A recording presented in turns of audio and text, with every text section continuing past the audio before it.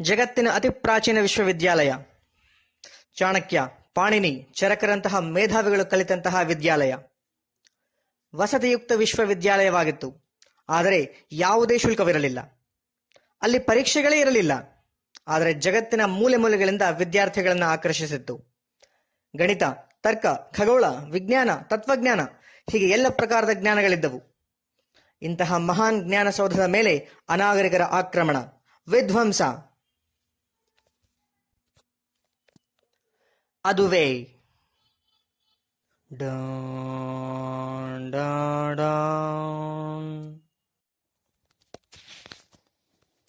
ನಮಸ್ಕಾರ. ಇತಿಹಾಸ for all, ಇದು ನಿಮ್ಮ ಚಾನೆಲ್ಗೆ ಸ್ವಾಗತ. ಈ ಒಂದು ವಿಡಿಯೋದಲ್ಲಿ ನಾವು ತಕ್ಷಶಿಲೆ ವಿಶ್ವವಿದ್ಯಾಲಯಕ್ಕೆ ಸಂಬಂಧಪಟ್ಟಂತೆ ಅದರ ಪ್ರಾಚೀನತೆ, ಅದರ ಸ್ವರೂಪ, ಆ ಒಂದು ವಿದ್ಯಾಲಯದಲ್ಲಿ ಕಲಿತು ಹೋದಂತಹ ಹಳೆಯ ವಿದ್ಯಾರ್ಥಿಗಳು, ಅಲ್ಲಿ ಬೋಧಿಸಲ್ಪಟ್ಟಂತಹ ವೈವಿಧ್ಯಮಯ ಪಠ್ಯಕ್ರಮ ಮತ್ತು ಅದರ ಅಂತಾರಾಷ್ಟ್ರೀಯ ಮಾನ್ಯತೆ ಹಾಗೂ ಅಂತಹ ಪ್ರಸಿದ್ಧ ವಿಶ್ವವಿದ್ಯಾಲಯ ಹೇಗೆ ನಾಶವಾಯಿತು ಅನ್ನೋದರ ಜೊತೆಗೆ ಅದನ್ನು ಪುನಃ ಹೇಗೆ ಸಂಶೋಧಿಸಲಾಯಿತು ಮತ್ತು ಅದರ ಘನತೆ ಏನು ಅನ್ನುವಂಥ ಹಲವು ವಿಚಾರಗಳ ಕುರಿತು ಈ ವಿಡಿಯೋದಲ್ಲಿ ತಿಳಿದುಕೊಳ್ಳೋಣ. ಬನ್ನಿ. ತಕ್ಷಶಿಲೆಯ ಪ್ರಾಚೀನತೆ ಕುರಿತು ಈಗ ತಿಳಿಯೋಣ. ಅಲೆಕ್ಸಾಂಡ್ರಿಯಾದ ಮಹಾನ್ ಗ್ರಂಥಾಲಯಗಳು ಹುಟ್ಟುವುದಕ್ಕಿಂತ ಮುಂಚೆ, ಆಕ್ಸ್ಫರ್ಡ್ ವಿಶ್ವವಿದ್ಯಾಲಯಕ್ಕಿಂತ ಮುಂಚೆ, ಅಷ್ಟೇ ಏಕೆ ಪ್ರಸಿದ್ಧ ನಳಂದಾ ವಿಶ್ವವಿದ್ಯಾಲಯ ಸ್ಥಾಪನೆಯಾಗುವುದಕ್ಕಿಂತ ಹಲವು ಶತಮಾನಗಳ ಹಿಂದೆಯೇ ಸಿಂಧೂ ನದಿಯ ಫಲವದ್ಭರಿತ ಕಣಿವೆಗಳ ಸಮೀಪದಲ್ಲಿ ಇಡೀ ಮಾನವ ಜನಾಂಗದ ಬುದ್ಧಿವಂತಿಕೆ, ಅನ್ವೇಷಣೆ ಹಾಗೂ ನಾಗರಿಕತೆಯ ಪ್ರತೀಕವಾಗಿ ತಲೆ ಎತ್ತಿತ್ತು ತಕ್ಷಶಿಲೆ ವಿಶ್ವವಿದ್ಯಾಲಯ. ಕ್ರಿಸ್ತಪೂರ್ವ 6-7ನೇ ಶತಮಾನದ ಹೊತ್ತಿಗೆ ಸ್ಥಾಪಿಸಲ್ಪಟ್ಟ ತಕ್ಷಶಿಲೆ ಕೇವಲ ಒಂದು ಶಾಲೆಯಾಗಿರಲಿಲ್ಲ, ಬದಲಿಗೆ ಒಂದು ಮಹಾನ್ ಕಲಿಕಾ ಕೇಂದ್ರವಾಗಿತ್ತು. ಬೃಹತ್ ಗೋಡೆಗಳಿರಲಿಲ್ಲ, ದ್ವಾರಗಳಿರಲಿಲ್ಲ. ಅದರ ನಿಜ ವಾಸ್ತುಶಿಲ್ಪವು ಹೆಚ್ಚಾಗಿ ಅದರ ವಿಚಾರಧಾರೆಗಳಲ್ಲಿತ್ತು. ವಿದ್ಯಾರ್ಥಿಗಳು ಕೇವಲ ಭಾರತದಿಂದಲ್ಲ, ಬದಲಿಗೆ ಗ್ರೀಸ್, ಪರ್ಷಿಯಾ, ಬ್ಯಾಬಿಲನ್ ಮತ್ತು ಚೀನಾಗಳಿಂದ ಆಗಮಿಸುತ್ತಿದ್ದರು. ಇಲ್ಲಿ ಕಲಿಸಲ್ಪಡುತ್ತಿದ್ದ ವೇದ, ತರ್ಕಶಾಸ್ತ್ರ, ವೈದ್ಯಕೀಯ, ಖಗೋಳಶಾಸ್ತ್ರ, ರಾಜ್ಯಾಡಳಿತ ಜ್ಞಾನ ಮತ್ತು ಇನ್ನೂ ಹಲವು ವಿಷಯಗಳನ್ನು ವಿದ್ಯಾರ್ಥಿಗಳು ಅತ್ಯಂತ ಕುತೂಹಲದಿಂದ ಕಲಿಯುತ್ತಿದ್ದರು. ಇಲ್ಲಿ ಯಾವುದೇ ಪದವಿಗಳಿರಲಿಲ್ಲ, ಆಡಳಿತ ಕಟ್ಟಡಗಳಿರಲಿಲ್ಲ, ದಾಖಲಾತಿ ಕಚೇರಿ ಇರಲಿಲ್ಲ. ಆದರೂ ಅದರ ಖ್ಯಾತಿ ಹಲವು ಸಾಮ್ರಾಜ್ಯಗಳವರೆಗೆ ಪ್ರತಿಧ್ವನಿಸಿತ್ತು. ಇಲ್ಲಿಯ ಜ್ಞಾನ ಕೇವಲ ಕಂಠಪಾಠದ್ದಾಗಿರಲಿಲ್ಲ, ಬದಲಿಗೆ ಸಂವಾದದಿಂದ ಕೂಡಿತ್ತು, ವ್ಯವಸ್ಥಿತವಾದುದಾಗಿತ್ತು ಮತ್ತು ಹಲವು ತಲೆಮಾರುಗಳವರೆಗೆ ವರ್ಗಾಯಿಸಲ್ಪಟ್ಟ ಜ್ಞಾನವಾಗಿತ್ತು. ತಕ್ಷಶಿಲೆ ಕೇವಲ ಜಗತ್ತಿನ ಪ್ರಾಚೀನ ವಿಶ್ವವಿದ್ಯಾಲಯವಾಗಿರಲಿಲ್ಲ, ಬದಲಿಗೆ ಉನ್ನತ ಶಿಕ್ಷಣ ಎಂಬ ವಿಚಾರದ ಜನ್ಮಸ್ಥಳವೇ ಆಗಿತ್ತು. ಭಾರತದ ಮೊಟ್ಟಮೊದಲ ವಿಶ್ವವಿದ್ಯಾಲಯವಾಗಿರ್ತಕ್ಕಂಥ ತಕ್ಷಶಿಲೆ ವಿಶ್ವವಿದ್ಯಾಲಯದ ಸ್ವರೂಪವನ್ನು ಕುರಿತು ಈಗ ತಿಳಿಯೋಣ. 2000 ವರ್ಷಗಳಿಗೂ ಹಿಂದಿನ ಕಾಲವನ್ನು ಒಮ್ಮೆ ಊಹಿಸಿ.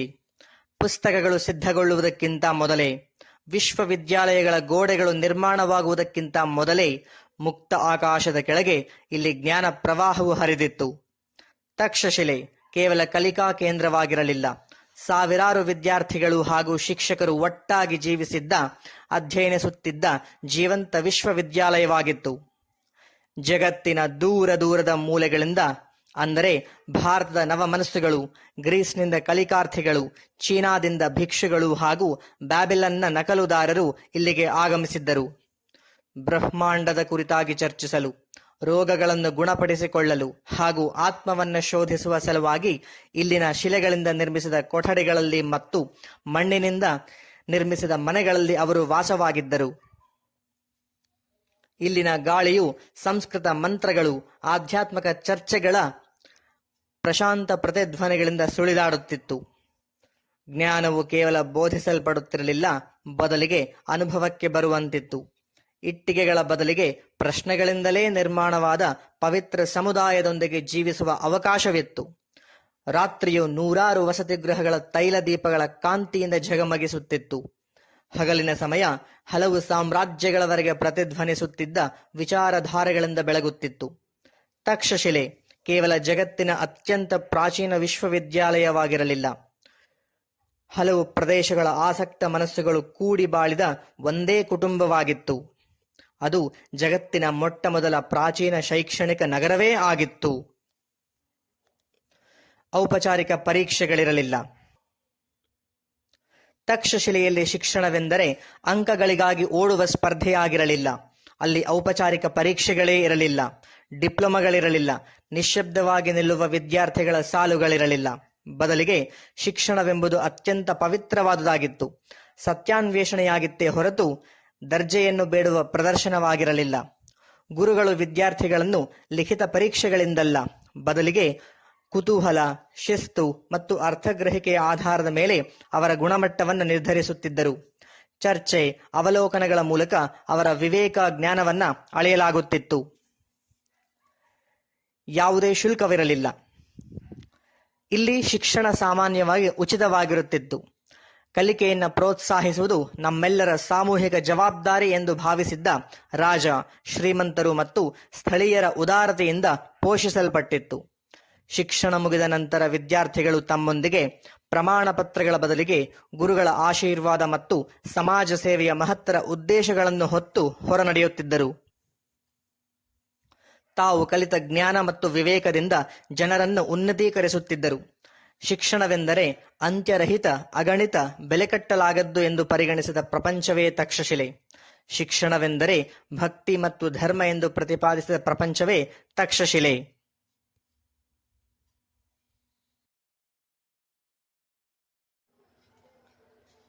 ತಕ್ಷಶಿಲೆಯಲ್ಲಿ ಅಧ್ಯಯನ ಮಾಡಿದಂತಹ ಪ್ರಸಿದ್ಧ ವಿದ್ಯಾರ್ಥಿಗಳು ಯಾರ್ಯಾರು ಅನ್ನೋದನ್ನ ಈಗ ತಿಳಿದುಕೊಳ್ಳೋಣ. ಪ್ರಸಿದ್ಧ ಮೇಧಾವಿಗಳ ತವರು. ಯಾವುದೇ ವಿಶ್ವವಿದ್ಯಾಲಯದ ಮಹತ್ವವನ್ನು ಅಲ್ಲಿ ಕಲಿತು ಹೋದ ಮೇಧಾವಿಗಳಿಂದ ಅಳೆಯಲಾಗುವುದು. ಅದು ತೀರಾ ಸಾಮಾನ್ಯ. ಈ ವಿಷಯದಲ್ಲಿ ತಕ್ಷಶಿಲೆ ಆಕಾಶದಷ್ಟು ಎತ್ತರದಲ್ಲಿದೆ. ಏಕೆಂದರೆ ಇಲ್ಲಿ ಕಲಿತು ಹೋಗಿ ಜೀವನ ರೂಪಿಸಿಕೊಂಡ ಮೇಧಾವಿಗಳು ನಾಗರಿಕತೆಗಳನ್ನೇ ರೂಪಿಸಿದ್ದಾರೆ. ಅವರಲ್ಲಿ ಕೆಲವರನ್ನು ಕುರಿತು ಇಲ್ಲಿ ಚರ್ಚಿಸೋಣ. ಚಾಣಕ್ಯ ಅತ್ಯಂತ ಚಾಣಾಕ್ಷ ತಂತ್ರಗಾರ ಮತ್ತು ರಾಜಕೀಯ ಚಿಂತಕ. ಈತ ರಚಿಸಿದ ಅರ್ಥಶಾಸ್ತ್ರ ಆಡಳಿತ ಮತ್ತು ಆರ್ಥಿಕತೆಗೆ ಸಂಬಂಧಿಸಿದ ಸಮಯಾತೀತ ಕೃತಿಯಾಗಿದೆ. ಹಾಗಾಗಿಯೇ ಕೇವಲ ದೇಶೀಯ ಭಾಷೆಗಳಲ್ಲಿ ಮಾತ್ರವಲ್ಲದೆ ಇಂಗ್ಲಿಷ್, ಫ್ರೆಂಚ್, ಜರ್ಮನ್ ಹೀಗೆ ಜಗತ್ತಿನ ಹಲವು ಪ್ರಮುಖ ಭಾಷೆಗಳಿಗೆ ಭಾಷಾಂತರಗೊಂಡಿದೆ. ಅಷ್ಟೇ ಅಲ್ಲದೆ ಭಾರತದ ಮೊಟ್ಟ ಮೊದಲ ಮಹಾನ್ ಸಾಮ್ರಾಜ್ಯವಾದ ಮೌರ್ಯ ಸಾಮ್ರಾಜ್ಯದ ನಿರ್ಮಾಪಕನು ಇದೇ ಚಾಣಕ್ಯ. ಕೇವಲ ಭಾರತದ ಇತಿಹಾಸದಲ್ಲಷ್ಟೇ ಅಲ್ಲ, ಜಗತ್ತಿನ ಇತಿಹಾಸದಲ್ಲೇ ಮರೆಯಲಾಗದ ಹೆಸರು ಚಾಣಕ್ಯ. ಮತ್ತೊಬ್ಬ ಮೇಧಾವಿ ಪಾಣಿನಿ. ಪಾಣಿನಿಯು ಸಂಸ್ಕೃತ ವ್ಯಾಕರಣದ ದಂತಕಥೆಯಾಗಿದ್ದಾನೆ. ಈತನು ರಚಿಸಿದ ಕೃತಿ ಅಷ್ಟಾಧ್ಯಾಯಿಯು ಇಂದಿಗೂ ಜಗತ್ತಿನ ಆಧುನಿಕ ಭಾಷೆಗಳ ಭಾಷಾಶಾಸ್ತ್ರ ಮತ್ತು ಕಂಪ್ಯೂಟೇಷನಲ್ ವ್ಯಾಕರಣದ ತಳಪಾಯವಾಗಿದೆ. ಹೆಸರೇ ಹೇಳುವಂತೆ ಇದು 8 ಅಧ್ಯಾಯಗಳನ್ನು ಹೊಂದಿದ್ದು ಜಗತ್ತಿನ ಅತ್ಯಂತ ಪ್ರಾಚೀನ ವ್ಯಾಕರಣ ಗ್ರಂಥವಾಗಿದೆ. ಈ ಕೃತಿಯ ಅವಿಭಾಜ್ಯ ಅಂಗವಾದ ಶಿವಸೂತ್ರ ಅಥವಾ ಮಹೇಶ ಸೂತ್ರಗಳು ಎಂಬಂತಹ ವಿಷಯದ ಕುರಿತು ಇಂದಿಗೂ ವೈಜ್ಞಾನಿಕ ಅಧ್ಯಯನಗಳು ನಡೆಯುತ್ತಿವೆ. ನಾನು ಹೇಳುವುದು ಅತಿಶಯೋಕ್ತಿ ಅನ್ನಿಸಿದರೆ ಒಮ್ಮೆ ನೀವೇ ಅದರ ಬಗ್ಗೆ ತಿಳಿಯುವ ಪ್ರಯತ್ನ ಮಾಡಿ.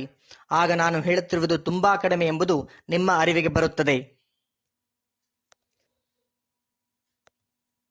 ಮತ್ತೊಬ್ಬ ಮೇಧಾವಿ ಚರಕ. ಭಾರತೀಯ ವೈದ್ಯಶಾಸ್ತ್ರದ ಪಿತಾಮಹನೆಂದು ಕರೆಯಲ್ಪಡುವ ಚರಕನು ಇದೇ ತಕ್ಷಶಿಲೆಯ ವಿದ್ಯಾರ್ಥಿ. ಈತ ರಚಿಸಿದ ಚರಕ ಸಂಹಿತೆಯು ಆಯುರ್ವೇದದ ಮೂಲ ಸ್ತಂಭವಾಗಿದೆ. ಈ ಕೃತಿಯಲ್ಲಿ ಹಲವು ಪ್ರಕಾರದ ಶಸ್ತ್ರಚಿಕಿತ್ಸೆಗಳು ಮತ್ತು ಅವುಗಳಿಗೆ ಸಂಬಂಧಪಟ್ಟಂತ ಉಪಕರಣಗಳ ಕುರಿತು ವಿವರವಾಗಿ ವಿವರಿಸಲಾಗಿದೆ. ಮತ್ತೊಬ್ಬ ಮೇಧಾವಿ ಜೀವಕ. ಸ್ವತಃ ಗೌತಮ ಬುದ್ಧನಿಗೆ ವೈದ್ಯನಾಗಿದ್ದವನು. ಗಿಡಮೂಲಿಕೆಗಳು ಮತ್ತು ಶಸ್ತ್ರಚಿಕಿತ್ಸೆಯ ಕುರಿತು ಆಳವಾದ ಜ್ಞಾನ ಸಂಪಾದಿಸಿದ್ದವನು. ಅಲ್ಲದೆ ಇಡೀ ಏಷ್ಯಾ ಖಂಡದಲ್ಲಿಯೇ ವೈದ್ಯರ ರಾಜನೆಂದೇ ಪ್ರಸಿದ್ಧಿ ಪಡೆದಿದ್ದ ಜೀವಕನು ಸಹ ತಕ್ಷಶಿಲೆಯಲ್ಲಿಯೇ ಕಲಿತಿದ್ದು. ಈ ಮೇಲೆ ತಿಳಿಸಿದ ಹೆಸರುಗಳಂತೆಯೇ ವಿವರಿಸುತ್ತಾ ಹೋದರೆ ಪಟ್ಟಿಯು ಬೆಳೆಯುತ್ತಲೇ ಹೋಗುತ್ತದೆ. ಇವರು ಕೇವಲ ವಿದ್ಯಾರ್ಥಿಗಳಾಗಿರಲಿಲ್ಲ, ಸುಧಾರಕರಾಗಿದ್ದರು, ಮಹಾನ್ ಬುದ್ಧಿಜೀವಿಗಳಾಗಿದ್ದರು ಹಾಗೂ ಸಮಾಜದ ಒಳಿತಿಗಾಗಿ ಬದುಕಿದ ಮಹಾನ್ ಚೇತನಗಳಾಗಿದ್ದರು. ಇನ್ನೂ ಸ್ಪಷ್ಟವಾಗಿ ಹೇಳಬೇಕೆಂದರೆ ವಿಚಾರಧಾರೆಗಳಿಗೆ ಗಡಿಯೇ ಇಲ್ಲದ ಹಾಗೂ ಕಲಿಕೆಗೆ ಮಿತಿಯೇ ಇಲ್ಲದ ತಕ್ಷಶಿಲೆ ವಿಶ್ವವಿದ್ಯಾಲಯ ಎಂಬ ಜ್ಞಾನತಾಣದ ಸೃಷ್ಟಿಯಾಗಿದ್ದರು. ಜ್ಞಾನಸಾಗರದ ಅಮೃತ ಬಿಂದುಗಳಾಗಿದ್ದರು.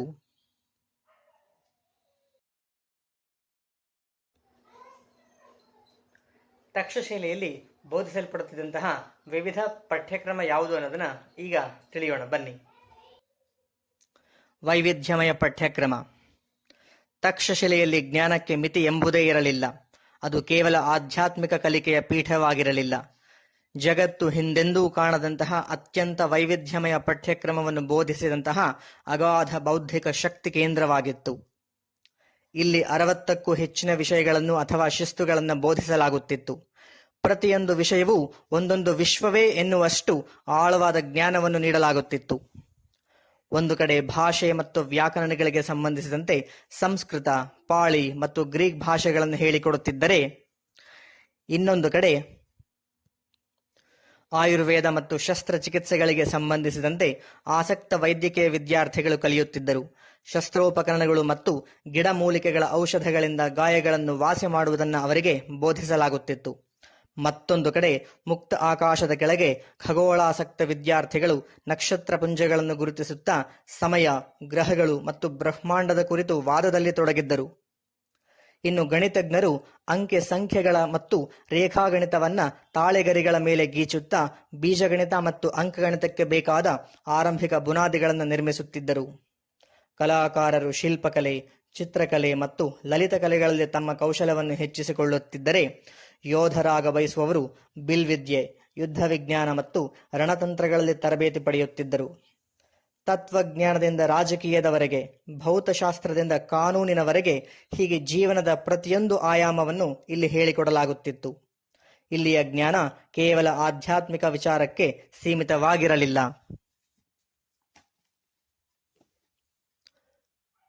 ಗುರು ಶಿಷ್ಯ ಪರಂಪರೆ. ಪಠ್ಯಪುಸ್ತಕಗಳು ಮತ್ತು ತರಗತಿ ಕೋಣೆಗಳಿಗಿಂತ ಬಹಳ ಮುಂಚೆಯೇ ಭಾರತದಲ್ಲಿಯ ಶಿಕ್ಷಣವು ಗುರು ಶಿಷ್ಯ ಪರಂಪರೆ ಎಂಬ ಪವಿತ್ರ ಸಂಬಂಧದ ಮೂಲಕ ಸಾಗುತ್ತಿತ್ತು. ತಕ್ಷಶಿಲೆಯ ಶಿಕ್ಷಕರು ಕೇವಲ ಬೋಧಕರಾಗಿರಲಿಲ್ಲ, ಅವರು ಮಾರ್ಗದರ್ಶಿಗಳಾಗಿದ್ದರು, ತತ್ವಜ್ಞಾನಿಗಳಾಗಿದ್ದರು. ಅದೇ ರೀತಿ ಶಿಷ್ಯರು ಕೇವಲ ಕೇಳುಗರಾಗಿರಲಿಲ್ಲ, ಬದಲಿಗೆ ಸತ್ಯಾನ್ವೇಷಿಗಳಾಗಿದ್ದರು. ತಮ್ಮ ಗುರುಗಳೊಂದಿಗೆ ಸೇರಿ ಹೇಗೆ ಬಾಳಬೇಕು, ಹೇಗೆ ಪ್ರಶ್ನಿಸಬೇಕು ಮತ್ತು ಹೇಗೆ ಅರಿಯಬೇಕು ಎಂಬುದನ್ನು ಕಲಿಯುತ್ತಿದ್ದರು. ಒಟ್ಟಾರೆ ಶಿಕ್ಷಣವು ಮೌಖಿಕ ಪರಂಪರೆಯಲ್ಲಿತ್ತು. ಮಂತ್ರಗಳ ಉಚ್ಚಾರಣೆ, ಚರ್ಚೆ ಹಾಗೂ ಪುನರುಚ್ಚರಿಸುವ ಮೂಲಕ ಪ್ರತಿ ಶಬ್ದವನ್ನು ಜಾಗ್ರತೆಯಿಂದ ಕಲಿಯುತ್ತಿದ್ದರು. ಪ್ರತಿ ವಿಚಾರವನ್ನು ಕಾಗದದ ಬದಲಿಗೆ ಅಭ್ಯಾಸದ ಮೂಲಕ ಕಲಿಯಲಾಗುತ್ತಿತ್ತು. ವೈದ್ಯಶಾಸ್ತ್ರವಾಗಿರಲಿ, ಖಗೋಳವಾಗಲಿ, ತತ್ವಜ್ಞಾನವಾಗಲಿ ಅನುಭವದ ಮೂಲಕ ಕಲಿಯುತ್ತಿದ್ದರು. ಸಸಿಗಳನ್ನು ನೆಡುವ ಮೂಲಕ, ನಕ್ಷತ್ರಗಳನ್ನು ಗುರುತಿಸುವ ಮೂಲಕ, ತರ್ಕವನ್ನು ವಾದ ಮಾಡುವ ಮೂಲಕ ಮರಗಳ ಕೆಳಗೆ ಕುಳಿತು ಕಲಿಯುತ್ತಿದ್ದರು. ಹೀಗೆ ಶಿಕ್ಷಣವು ವೈಯಕ್ತಿಕವಾದುದು ಮತ್ತು ಪವಿತ್ರವಾದುದು ಎಂದು ಸಾರಿದ ಪ್ರಪಂಚವೇ ತಕ್ಷಶಿಲೆ. ಅದು ಹೃದಯದಿಂದ ಹೃದಯಕ್ಕೆ, ಪೀಳಿಗೆಯಿಂದ ಪೀಳಿಗೆಗೆ ಮುಂದುವರಿದ ವಿವೇಕದ ಜೀವಂತ ವಂಶವೃಕ್ಷವಾಗಿತ್ತು. ತಕ್ಷಶಿಲೆ ಅಂತಾರಾಷ್ಟ್ರೀಯವಾಗಿ ಎಷ್ಟೊಂದು ಮಾನ್ಯತೆಯನ್ನು ಪಡ್ಕೊಂಡಿತ್ತು ಅನ್ನೋದನ್ನ ಈಗ ತಿಳಿಯೋಣ. ಅಂತಾರಾಷ್ಟ್ರೀಯ ಮಾನ್ಯತೆ. ಇಂದಿನ ಪಾಸ್ಪೋರ್ಟ್, ವೀಸಾ, ವಿಮಾನಗಳ ಕಲ್ಪನೆ ಹುಟ್ಟುವುದಕ್ಕೂ ಸಾವಿರಾರು ವರ್ಷಗಳ ಹಿಂದೆಯೇ ಅದೂ ಸಹ ಪ್ರಯಾಣವೆಂದರೆ ಕೇವಲ ಮರಳುಗಾಡು, ಬೆಟ್ಟಗುಡ್ಡಗಳಲ್ಲಿ ತಿಂಗಳುಗಟ್ಟಲೆ ಪ್ರಯಾಣ ಎಂಬಂತಹ ಕಾಲದಲ್ಲಿಯೇ ತಕ್ಷಶಿಲೆಯು ಕಲಿಕೆಯ ಮತ್ತು ಜ್ಞಾನದ ಅಯಸ್ಕಾಂತೀಯ ಕೇಂದ್ರವಾಗಿತ್ತು. ಪ್ರಪಂಚದ ಮೂಲೆ ಮೂಲೆಗಳಿಂದ ವಿದ್ಯಾರ್ಥಿಗಳನ್ನು ಆಕರ್ಷಿಸಿತ್ತು. ಇದು ನಿಜವಾಗಿಯೂ ಮಾನವ ಜಗತ್ತಿನ ಮೊಟ್ಟಮೊದಲ ಅಂತಾರಾಷ್ಟ್ರೀಯ ವಿಶ್ವವಿದ್ಯಾಲಯವಾಗಿತ್ತು.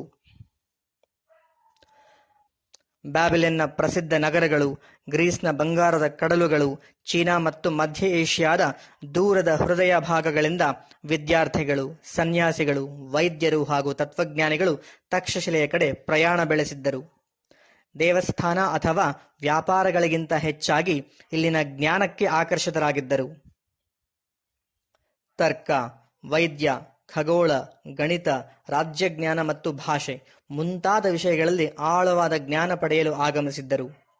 ಇಲ್ಲಿಯ ಪ್ರಶಾಂತ ಕಲ್ಲಿನ ಮಾರ್ಗಗಳಲ್ಲಿ ಸಂಸ್ಕೃತ, ಪಾಳಿ, ಪ್ರಾಕೃತ, ಗ್ರೀಸ್, ಪರ್ಷಿಯಾ ಮತ್ತು ಚೀನಾ ಭಾಷೆಗಳ ಹದವಾದ ಮಿಶ್ರಣವನ್ನು ಕಾಣಬಹುದು.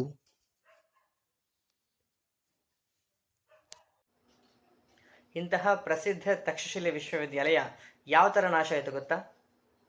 ಬನ್ನಿ ತಿಳಿಯೋಣ. ತಕ್ಷಶಿಲೆಯ ನಾಶ. ತಕ್ಷಶಿಲೆ ಹಲವು ಶತಮಾನಗಳವರೆಗೆ ಜ್ಞಾನದ ಜ್ಯೋತಿಯಂತೆ ಬೆಳಗಿತ್ತು. ವಿವೇಕದ ಚರ್ಚೆಗಳಿಗೆ ಸಾಕ್ಷಿಯಾಗಿತ್ತು. ಜ್ಞಾನ ಶಬ್ದಕ್ಕೆ ಪ್ರತಿಧ್ವನಿಯಾಗಿತ್ತು ತಕ್ಷಶಿಲೆ. ಆದರೆ ಮಹಾನ್ ಜ್ಯೋತಿಗಳು ಕೂಡ ಸಮಯ ಮತ್ತು ಸಮರದ ಹೊಡೆತಕ್ಕೆ ಸಿಲುಕಿ ತಮ್ಮ ಬೆಳಕನ್ನ ಕಳೆದುಕೊಂಡು ಮಂಕಾಗುತ್ತವೆ. ಕ್ರಿಸ್ತಶಕ 5ನೇ ಶತಮಾನವು ಅದರ ಇತಿಹಾಸದಲ್ಲಿ ಅತಿ ಅಂಧಕಾರದ ಅವಧಿಯಾಗಿತ್ತು. ಹಲವು ಆಕ್ರಮಣಗಳ ಸರಣಿಯು ಇಡೀ ಪ್ರದೇಶವನ್ನೇ ನಾಶ ಮಾಡಿತು. ಅದರಲ್ಲಿ ಅತ್ಯಂತ ಮಾರಣಾಂತಿಕ ಆಕ್ರಮಣವೇ ಹೂಣರ ಆಕ್ರಮಣ. ತೋರಮಾನ ಎಂಬುವನ ನಾಯಕತ್ವದಲ್ಲಿ ಅನಾಗರಿಕ ಹೂಣರು ಅತ್ಯಂತ ಬರ್ಬರವಾಗಿ ಆಕ್ರಮಣವೆಸಗಿದರು. ಜ್ಞಾನಭರಿತ ಪುಸ್ತಕಗಳಿಗಾಗಲಿ, ಪ್ರಾಣಭರಿತ ವ್ಯಕ್ತಿಗಳಿಗಾಗಲಿ, ಆಧ್ಯಾತ್ಮಭರಿತ ಸನ್ಯಾಸಿಗಳಿಗಾಗಲಿ ಸ್ವಲ್ಪವೂ ಬೆಲೆ ಕೊಡದ ಅನಾಗರಿಕ ಹೂಣರು ವಿಧ್ವಂಸ ಸೃಷ್ಟಿಸಿದರು. ಕಂಡಲ್ಲಿ ಬೆಂಕಿ ಹಚ್ಚಿದರು. ಹಸ್ತಪ್ರತಿಗಳನ್ನು ಸುಟ್ಟು ಹಾಕಿದರು. ವಿಹಾರ ಆಶ್ರಮಗಳನ್ನು ಧ್ವಂಸ ಮಾಡಿದರು. ಇದರಿಂದ ವ್ಯಾಪಾರಿ ಮಾರ್ಗಗಳು ಬದಲಾಯಿಸಲ್ಪಟ್ಟವು. ಇನ್ನೆಂದೂ ವಿದ್ಯಾರ್ಥಿಗಳು ಈ ಕಡೆ ಸುಳಿಯಲಿಲ್ಲ. ಸುಮಾರು 1000 ವರ್ಷಗಳಿಗೂ ಹೆಚ್ಚು ಕಾಲ ಬೆಳಗಿದ ಜ್ಞಾನಜ್ಯೋತಿಯು ಶಾಶ್ವತವಾಗಿ ಆರಿಹೋಯಿತು. ತಕ್ಷಶಿಲೆ ವಿಶ್ವವಿದ್ಯಾಲಯ ನಾಶವಾದರೂ ಅದರ ವಿವೇಕ ಮತ್ತು ಜ್ಞಾನ ಸಂಪೂರ್ಣವಾಗಿ ನಾಶವಾಗಲಿಲ್ಲ. ಚಾಣಕ್ಯನ ರಾಜನೀತಿ, ಪಾಣಿನಿಯ ವ್ಯಾಕರಣ, ಚರಕನ ವ್ಯಾಧಿ ನಿವಾರಣೆ ಹೀಗೆ ಮುಂತಾದವರ ಜೀವನ ಮತ್ತು ಕೊಡುಗೆಗಳ ಮೂಲಕ ಇಂದಿಗೂ ಜೀವಂತವಾಗಿದೆ. ಇಂತಹ ಪ್ರಸಿದ್ಧ ತಕ್ಷಶಿಲೆ ವಿಶ್ವವಿದ್ಯಾಲಯದ ಪುನಃ ಸಂಶೋಧನೆ ಯಾವ ಥರ ಆಯಿತು ಮತ್ತು ಅದರ ಘನತೆ ಏನು ಅನ್ನೋದನ್ನ ಈಗ ತಿಳಿಯೋಣ. ಪುನಃ ಸಂಶೋಧನೆ ಹಲವು ಶತಮಾನಗಳ ತರುವಾಯ 19ನೇ ಶತಮಾನದ ಮಧ್ಯಭಾಗದಲ್ಲಿ ಅಲೆಕ್ಸಾಂಡರ್ ಕನ್ನಿಂಗ್ಹ್ಯಾಮ್ ಎಂಬ ಬ್ರಿಟಿಷ್ ಇಂಜಿನಿಯರ್ ಇದನ್ನು ಪತ್ತೆ ಹಚ್ಚಿದರು. ಆ ಮೂಲಕ ಅವರು ಪತ್ತೆ ಹಚ್ಚಿದ್ದು ಕೇವಲ ಕಲ್ಲುಗಳನ್ನಲ್ಲ, ಬದಲಿಗೆ ಜಗತ್ತಿನ ಅತಿ ಪ್ರಾಚೀನ ವಿಶ್ವವಿದ್ಯಾಲಯದ ಸವಿನೆನಪನ್ನೇ ಪತ್ತೆ ಹಚ್ಚಿದ್ದರು. ಘನತೆ ವೈದ್ಯವನ್ನು ನೀತಿಯೊಂದಿಗೆ, ರಾಜಕೀಯವನ್ನು ತತ್ವಜ್ಞಾನದೊಂದಿಗೆ ಹಾಗೂ ತರ್ಕವನ್ನು ಭಾಷೆಯೊಂದಿಗೆ ಮೇಳೈಸಿದ ಘನತೆ ತಕ್ಷಶಿಲೆಗೆ ಸೇರಿದೆ. ಅದರ ಉನ್ನತ ವಿಚಾರಗಳು ಶತಮಾನಗಳು ಕಳೆದರೂ ಜಗತ್ತಿನಾದ್ಯಂತ ಪ್ರತಿಧ್ವನಿಸುತ್ತಲೇ ಇದೆ. ತಕ್ಷಶಿಲೆ ಕೇವಲ ಇತಿಹಾಸವಲ್ಲ, ಜ್ಞಾನವನ್ನು ಗೌರವಿಸಲ್ಪಡುವ ಪ್ರತಿಯೊಂದು ಸ್ಥಳದಲ್ಲಿ, ಪ್ರತಿ ಶಿಕ್ಷಕ ಮತ್ತು ವಿದ್ಯಾರ್ಥಿಯಲ್ಲೂ ಇಂದಿಗೂ ಅದರ ಘನತೆ ಮರುಕಳಿಸುತ್ತಿದೆ. ಕೊನೆಯದಾಗಿ ಒಂದು ಮಾತು: ಪ್ರಾಚೀನ ಭಾರತದಲ್ಲಿ ಅನ್ನ, ಅಕ್ಷರ, ಔಷಧಗಳು ವ್ಯಾಪಾರಗಳಾಗಿರಲಿಲ್ಲ. ಅವುಗಳನ್ನು ದುಡ್ಡಿಗಾಗಿ ಮಾರಿಕೊಂಡಿರಲಿಲ್ಲ. ಆದರೆ ಇಂದು ಅವು 3 ದೊಡ್ಡ ವ್ಯಾಪಾರಗಳಾಗಿವೆ. ಈ ವಿಷಯ ನಿಮಗೆ ಇಷ್ಟವಾಗಿದ್ದರೆ ಖಂಡಿತವಾಗಿ ಶೇರ್ ಮಾಡಿ, ಲೈಕ್ ಮಾಡಿ, ಕಾಮೆಂಟ್ ಮಾಡೋದನ್ನು ಮರಿಬೇಡಿ. ಧನ್ಯವಾದ.